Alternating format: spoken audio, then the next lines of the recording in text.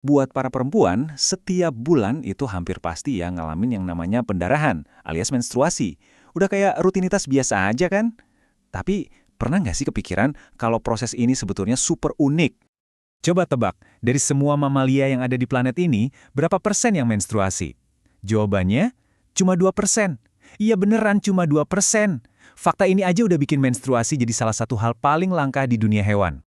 Nah, ini kan yang jadi pertanyaan gedenya. Kalau emang langka banget, kenapa justru perempuan harus ngalamin ini setiap bulan?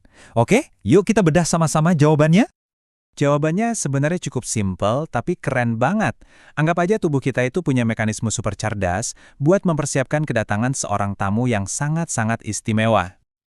Jadi gini, coba deh bayangin, setiap bulan tubuh perempuan itu kayak lagi nyiapin kamar bayi super nyaman di dalam rahim.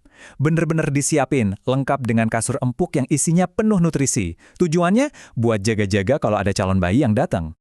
Prosesnya itu kayak estafet yang terkoordinasi banget. Pertama, otak ngirim sinyal. Terus, rahim langsung gerak cepat, membangun dindingnya pakai darah sama nutrisi. Yaitu tadi, tempat tidur yang nyaman. Kalau tempat tidurnya udah siap, barulah sel telur dilepaskan ke rahim. Nah, kalau ternyata nggak terjadi pembuahan, ya kamar yang udah disiapin ini jadi nggak terpakai. Nah, proses bersih-bersih dinding rahim yang nggak jadi dipakai inilah yang kita kenal sebagai menstruasi. Jadi bisa dibilang ini semacam tombol reset bulanan karena si tamu istimewa ternyata nggak jadi datang. Oke, terus mungkin kamu nanya, kenapa sih harus dibangun ulang tiap bulan? Kenapa nggak disiapin terus aja? Ternyata ada dua alasan yang jenius banget di baliknya. Pertama, buat hemat energi. Membangun dinding rahim itu butuh tenaga besar, jadi lebih efisien kalau dibangun ulang tiap bulan. Kedua, untuk perlindungan. Dinding yang tebal ini mencegah si calon bayi nempel terlalu dalam, dan sekaligus jadi semacam filter buat melindungi rahim dari embrio yang mungkin bermasalah. Oke, kita udah bahas kenapanya. Sekarang, kita masuk ke bagian yang mungkin paling sering jadi pertanyaan, soal rasa sakit dan emosi yang kayak roller coaster pas menstruasi. Ini tuh normal nggak sih sebenarnya? Pernah ngalamin nggak lagi nonton film yang ceritanya biasa aja, tiba-tiba nangis sesenggukan? Atau mungkin kamu lihat teman kamu kayak gitu? Well, ternyata hal ini ada penjelasan ilmiahnya loh. Biang keladinya adalah hormon. Jadi sebelum menstruasi, hormon-hormon kunci kayak estrogen dan progesteron itu levelnya lagi tinggi-tingginya. Tapi pas menstruasi datang, levelnya langsung anjlok. Nah, penurunan drastis inilah yang bikin emosi kita jadi gampang naik turun. Terus soal rasa sakitnya gimana? Kram, pegel-pegel, itu dari mana datangnya? Simpelnya gini, proses peluruhan dinding rahim itu melibatkan kerja otot. Otot-otot rahim harus kontraksi buat ngerontokin lapisan itu. Makanya, kram dan rasa nyeri itu sebetulnya normal. Itu tanda otot lagi kerja. Tapi ada tapinya nih, dan ini penting banget. Kalau rasa sakitnya itu ringan atau sedang, itu normal. Tapi kalau sakitnya udah parah banget sampai ngeganggu aktivitas sehari-hari, jangan dianggap sepele ya. Mending langsung konsultasi ke dokter ya. Kalau sekarang kan enak ya, ada banyak banget pilihan buat menangani darah menstruasi. Tapi, pernah kepikiran nggak gimana ya perempuan zaman dulu ngatasinnya? Yuk kita coba jalan-jalan sebentar ke masa lalu.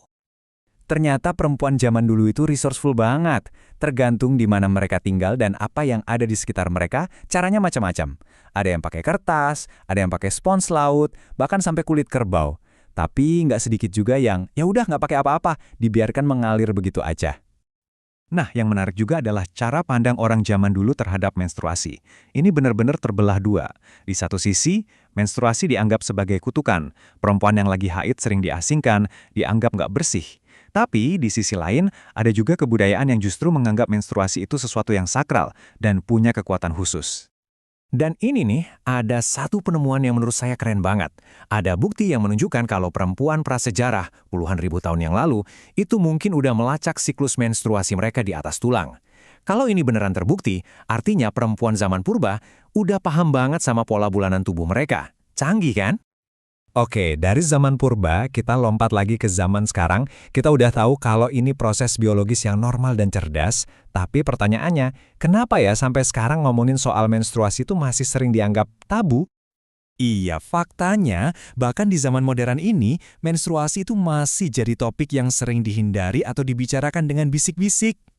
Padahal, kalau kita lihat lagi dari awal pembahasan kita, ini kan murni mekanisme tubuh yang normal, dirancang secara alami untuk melindungi. Nggak ada yang aneh, nggak ada yang kotor. Dan inilah poin pentingnya, pengetahuan tentang menstruasi itu bukan cuma buat perempuan aja, ini untuk semua orang. Dengan paham prosesnya, kita semua, termasuk para laki-laki, bisa jadi lebih berempati dan suportif. Supaya kalau ada teman, saudara, atau pasangan yang lagi ngerasain kram menstruasi, kita bisa menawarkan dukungan yang lebih dari sekadar coba minum air putih aja. Jadi, saya mau tinggalin satu pertanyaan buat kita renungkan bareng-bareng. Kalau menstruasi itu adalah proses yang normal, protektif, dan alami, kenapa ya hal ini masih dianggap tabu? Coba deh dipikirin. Seperti biasa, terima kasih.